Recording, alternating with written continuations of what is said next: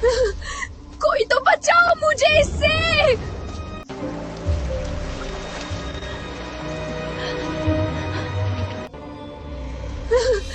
कोई तो बचाओ मुझे इससे।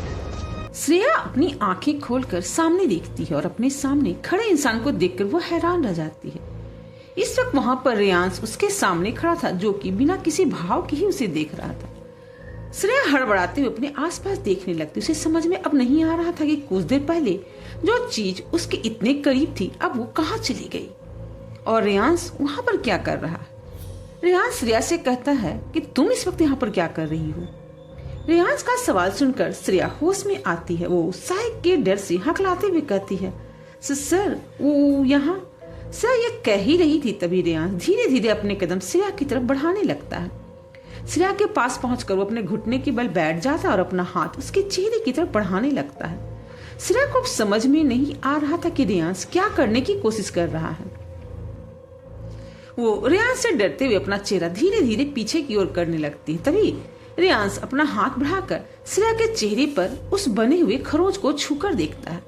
उसके ऐसा करते ही श्रेया के मुंह से एक दर्द भरी चीख निकल जाती है और उसी वक्त रेयांश अपना हाथ धीरे से पीछे ले लेता है। उसे उस चोट पर बहुत तेज जलन हो रही थी। रेयांश श्रेया की आंखों में देखते हुए कहता, लगता है तुम पर किसी जंगली जानवर ने अटैक किया है। ये सुनकर श्रेया एक पल के लिए किसी सोच में चली जाती है और अगले ही पल वो हाँ में अपना सर हिला देती है। श्रेया ये बात बहुत अच्छे से जानती थी कि अभी अभी जो भी उसके साथ हुआ है उस पर कोई भी भरोसा नहीं करेगा, इसीलिए वो रेयांश से कुछ भी नहीं कहती। रेयांश उठकर खड़ा हो जाता और अपना हाथ श्रेया की तरफ बढ़ाते हुए कहता, उठो। श्रेया हैरान होकर उसे देखती रह जाती है लेकिन कुछ रिस्पॉन्ड नहीं करती। रेयांश सख्त लहजे में कहता, अगर तुम सोच रही हो कि मैं तुम्हें उठाकर ले जाऊंगा तो अब तुम ये भूल जाओ। श्रेया होश में आती और रेयांश का हाथ पकड़े हुए ही उठकर खड़ी हो जाती है। रेयांश अपना हाथ पीछे ले लेता और आगे बढ़ाते हुए कहता, फॉलो मी। श्रेया अपना सर खुजाते हुए कहती, कहाँ? ये सुनकर रेयांश के कदम वहीं पर रुक जाते हैं और वो पीछे मुड़कर श्रेया को देखता है। अब श्रेया डर से हकलाते हुए कहती, हाँ हाँ मैं आ रही हूँ ना। ये कहकर श्रेया रेयांश की तरफ अब बढ़ जाती है। रेयांश फिर भी बिना कुछ कहे अब तेजी से आगे बढ़ जाता है। रात में उस सुनसान सड़क पर सिर्फ दो ही लोग चल रहे थे, एक रेयांश और दूसरी श्रेया। वहाँ बिल्कुल खामोशी थी और उन दोनों के कदमों की आहट साफ साफ सुनाई दे रही थी। रेयांश काफी तेज चल रहा था और श्रेया उसकी स्पीड मैच करने के लिए लगभग भाग सी रही थी, लेकिन फिर भी वो पीछे ही रह जा रही थी। रेयांश के पीछे भागते हुए श्रेया खुद से कहती है, ये एंग्री बर्ड इतने तेज क्यों चल रहे हैं? अगर इन्हें अकेले ही जाना था तो फिर मुझे पीछे बुलाने की जरूरत ही क्या थी? रेयांश श्रेया को बड़बड़ाते हुए सुन लेता है लेकिन कहता कुछ भी नहीं है। थोड़ी दूरी चलने के बाद श्रेया को रोड के किनारे एक कार दिखाई देती है। रेयांश उस कार के पास जाकर दरवाजा खोलकर ड्राइविंग सीट पर बैठ जाता है। श्रेया कुछ दूर रुककर उसे देखने लगती है। रेयांश को श्रेया के इस बेवकूफी से इरिटेशन हो रही थी। वो कार स्टार्ट करके आगे बढ़ जाता और श्रेया के पास रुककर कहता, क्या तुम पूरी रात इस सड़क पर ही रहना चाहती हो? श्रेया ना में जोर से अपना सर हिला देती है। रेयांश कहता, तो अंदर आकर बैठो।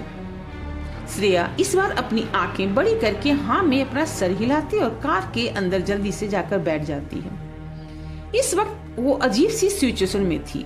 इससे पहले वो एक बार रेयांश से मिली थी और उसे रेयांश से पनिशमेंट भी मिल चुकी थी। रेयांश के पास होने पर श्रेया को उससे बहुत डर लग रहा था। वो अपनी नजरें चुराते हुए रेयांश को देख रही थी। रेयांश सामने देखते हुए कहता है, सीट बेल्ट लगा लो। श्रेया अपने ख्यालों में इतनी डूबी हुई थी कि उसे कुछ भी सुनाई नहीं देता। वो रेयांश को देखते हुए कहती, हाँ। रेयांश फिर से उसकी तरफ देखकर कहता, सीट बेल्ट। श्रेया हड़बड़ाते हुए अपने लेफ्ट साइड में देखती है और सीट बेल्ट पकड़कर अपनी राइट साइड में लगाने की कोशिश करने लगती है। इस वक्त श्रेया का हाथ इतना कांप रहा था कि वो ठीक से सीट बेल्ट लगा ही नहीं पा रही थी। तभी रेयांश उस सीट बेल्ट का क्लिप लगाने के लिए अपना हाथ बढ़ाता। जैसे ही रेयांश का हाथ श्रेया के हाथों को टच करता है, श्रेया एक झटके से अपना हाथ पीछे कर लेती है। रेयांश घूर कर उसकी आंखों में देखता है और उसकी आंखों में देखते हुए ही सीट बेल्ट लगा देता है। पता नहीं क्यों रेयांश की आंखें श्रेया को बहुत ज्यादा डरा देती थी। सीट बेल्ट लगाकर रेयांश अपनी कार स्टार्ट करके आगे बढ़ जाता है। रियांश सामने देखकर कार ड्राइव कर रहा था और श्रेया कभी रोड को तो कभी रियांश को देख रही थी। वो रियांश से सवाल करना चाहती थी लेकिन डर से कुछ कह नहीं पा रही थी। वो जानना चाहती थी कि आखिर रियांश उसे लेकर कहाँ जा रहा है। रियांश ये बात काफी टाइम से नोटिस कर रहा था। वो सामने देखते हुए कहता, अभी हॉस्टल बंद हो गया होगा, तुम मेरे घर जा रही हो। ये सुनकर श्रेया चौंक जाती और कहती है, आपको कैसे पता चला कि मैं हॉस्टल में रहती हूँ? रियांश फिर से एक बार श्रेया को घूर कर देखता और श्रेया फिर से डरकर चुप हो जाती है। कुछ देर के बाद रियांश की कार एक आलीशान मेंशन के अंदर इंटर करती है। रात के 2 बजे थे। श्रेया एक आलीशान कमरे में आराम से सो रही थी। उस रूम में एक डिम लाइट जल रही थी। तभी उस रूम का दरवाजा धीरे से खुलता है और रियांश रूम के अंदर आ जाता है। अंदर आते ही उसकी नजर बेड पर सो रही श्रेया पर जाती है। रियांश धीरे धीरे आगे बढ़ते हुए श्रेया के बेड के पास आकर रुक जाता है और उसे सोचते हुए देखने लगता है।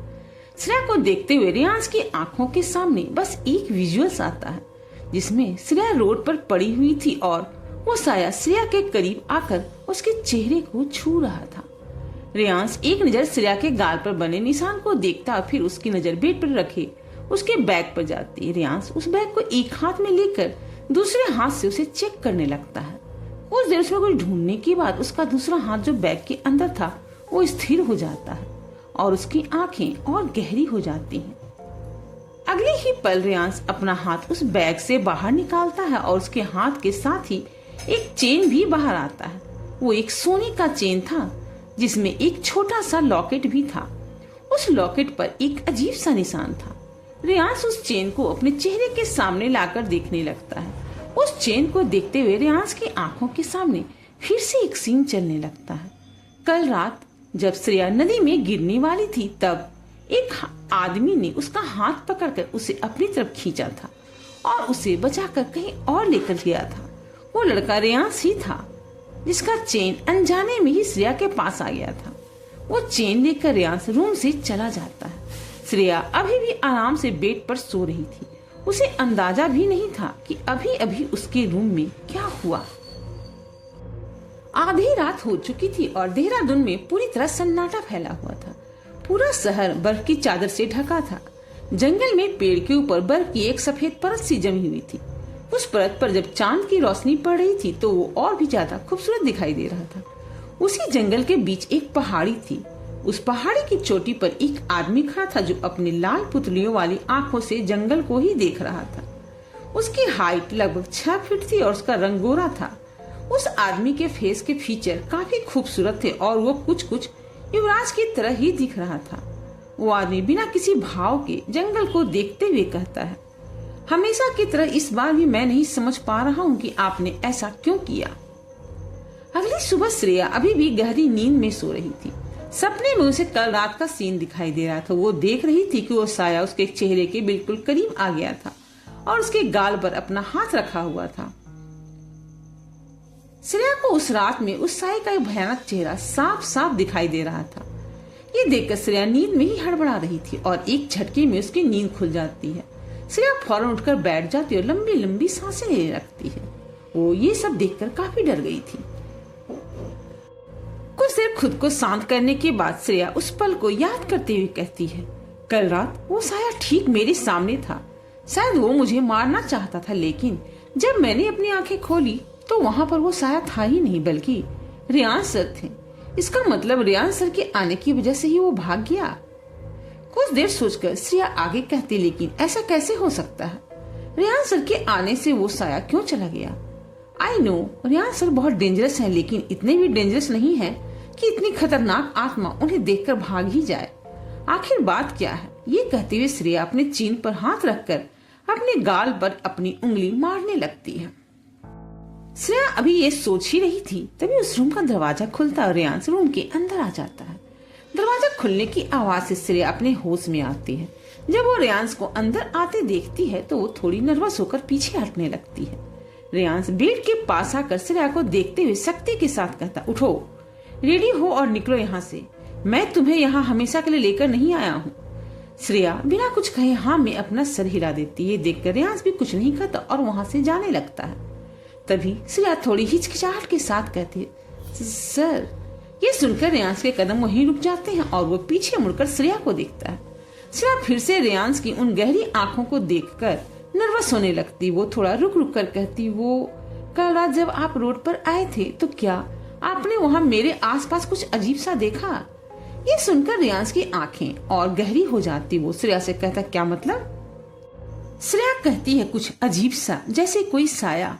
ये सुनकर रेयांश की आंखों के सामने कल रात का सीन चलने लगता है, जब वो साया श्रेया के बिल्कुल पास था। लेकिन रेयांश अपने चेहरे पर बिना कोई भाव लाए कहता है, पहले मुझे शक था लेकिन अब यकीन हो गया है। श्रेया कंफ्यूज होकर कहती, क्या? रेयांश थोड़ा रुडली कहता है, यही कि तुम्हारा दिमाग पूरी तरह से खराब है। ये कहकर रेयांश वहाँ से चला जाता है। रेयांश के जाने के बाद श्रेया उस दरवाजे को घूरने लगती। वो थोड़ा कंफ्यूज होकर कहती, क्या रेयांश सर ने सच में वहाँ कुछ भी नहीं देखा? कुछ देर रुककर श्रेया आगे कहती, या फिर ये झूठ बोल रहे हैं। ये कहते हुए श्रेया फिर से उस रात के बारे में ही सोचने लगती है। कुछ देर इसी तरह सोचने के बाद श्रेया की आंखें डर और हैरानी से बड़ी हो जाती हैं। वो डर और हैरानी के साथ कहती, कहीं वो साया रेयांश सर ही तो नहीं है? ओह माय गॉड, ये मैंने पहले क्यों नहीं सोचा? ये तो पहले ही इतने डेंजरस हैं। श्रेया खुद से ये कह ही रही थी, तभी उसके रूम का डोर नॉक होता है। उस आवाज को सुनकर श्रेया चौंक जाती है। वो दरवाजे की तरफ देखकर कहती, कौन है? दरवाजा खुलता और एक मेड अंदर आकर कहती, मैम सर ने कहा कि आज आपको उनके साथ कहीं जाना है, आज आप जल्दी ऑफिस आ जाइएगा। श्रेया उसे हैरानी से देखते हुए हाँ में अपना सर हिला देती। वो फौरन उठकर अपना बैग उठाती और भागते हुए वहाँ से चली जाती है। एक बड़ा सा हॉल था जिसमें सूट बूट पहने बहुत से लोग बैठे हुए थे। उस हॉल का इंटीरियर काफी शानदार था। कुछ ही देर में वहाँ किसी के तेज कदमों की आहट सुनाई देने लगती है और उस आहट को सुनकर सभी की नजरें उस तरफ चली जाती है। रेयांश सिंघानिया तेजी से चलते हुए हॉल में इंटर कर रहा था और उससे एक कदम पीछे मनीष हाथ में लिए एक फाइल चल रहा था। वहीं श्रेया उन दोनों की स्पीड मैच नहीं कर पा रही थी, इसलिए लगभग वो भाग रही थी। सभी की नजर रेयांश पर थी और रेयांश बिना किसी पर ध्यान दिए आगे बढ़ रहा था। वो सामने आकर एक राउंड टेबल के पास बैठ जाता है। मनीष और श्रेया भी उसके आसपास खड़े हो जाते हैं। रेयांश श्रेया को देखकर कहता, बैठो। श्रेया बिना कुछ कहे अपनी सीट पर बैठ जाती। अब उसे रेयांश से और भी ज्यादा डर लगने लगता है। कुछ देर के बाद वहाँ एक तरह की बीट शुरू हो जाती है। वहाँ एक जमीन के लिए बोली लग रही थी जिसे रेयांश खरीदने के लिए आया था। जैसे ही उस जमीन के लिए बोली स्टार्ट होती, वहाँ बैठे लोग उसकी कीमत लगाना शुरू कर देते हैं। एक आदमी अपना हाथ ऊपर करके कहता है 10 करोड़। फौरन दूसरा आदमी कहता है 15 करोड़। इसी तरह उस जमीन की कीमत बढ़ती जा रही थी। रेयांश वहाँ बिल्कुल खामोशी से बैठा था। मनीष भी वहाँ बैठकर फाइल्स देख रहा था। श्रेया को समझ में नहीं आ रहा था कि अगर रेयांश इस जमीन को खरीदने आया है तो बोली क्यों नहीं लगा रहा। वो ये सवाल रेयांश से पूछना चाहती थी, लेकिन डर के कारण वो कुछ कह नहीं पा रही थी। आखिर श्रेया से रहा नहीं जाता और वो अपना चेहरा मनीष के कान के पास ले जाकर धीरे से कहती है, हम बोली क्यों नहीं लगा रहे हैं? अगर ये जमीन बिक गई तो?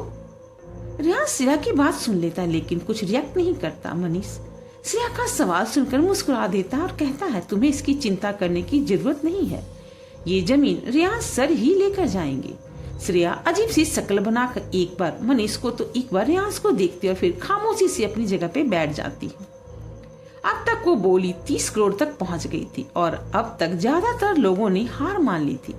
बस 2 लोग ही बेचे थे जो बड़ी मुश्किल से आगे बढ़ पा रहे थे। एक आदमी बड़ी हिम्मत करके कहता है 31 करोड़। दूसरा आदमी से गुस्से से घूरते हुए बड़ी मुश्किल से कहता है 31 करोड़ 50 लाख। ये कहकर वो घमंड भरी नजरों से उस आदमी को देखने लगता है। तभी उस हॉल में एक सख्त आवाज गूंजती है, 50 करोड़। इस आवाज को सुनकर उस हॉल में सन्नाटा फैल जाता और सभी उस आवाज का पीछा करने लगते हैं। सभी की नजर रेयांश पर रुक जाती जो बिना किसी भाव के सामने देख रहा था। मनीष भी शांत था लेकिन श्रेया मुंह खोलकर रेयांश को ही देख रही थी। ये देखकर मनीष हल्का मुस्कुरा देता और श्रेया की चीन पकड़कर उसका मुंह बंद कर देता। अब रेयांश की कीमत क्रॉस करने वाला वहाँ कोई नहीं था। सामने खड़ा आदमी कहता, क्या कोई और है जो 50 करोड़ के ऊपर बोली लगाना चाहता? वहाँ किसी की भी उससे ज्यादा कीमत लगाने की हिम्मत नहीं होती। वो आदमी कहता 50 करोड़ 1, 50 करोड़ 2।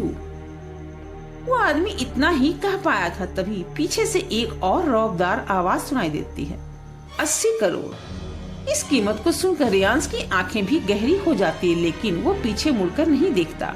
वो बिल्कुल शांत होकर वहीं बैठा रहता है, लेकिन सभी लोग उस आवाज की तरफ मुड़कर देखते हैं। वहाँ 3 पीस सूट पहने 6 फीट लंबा और बहुत ही गुड लुकिंग आदमी खड़ा था, जो अपने कदम आगे बढ़ा रहा था।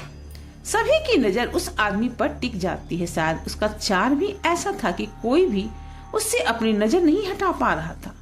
उसके एक एक कदम की आहट रियांस सुन पा रहा था, लेकिन कुछ रिएक्ट नहीं कर रहा था।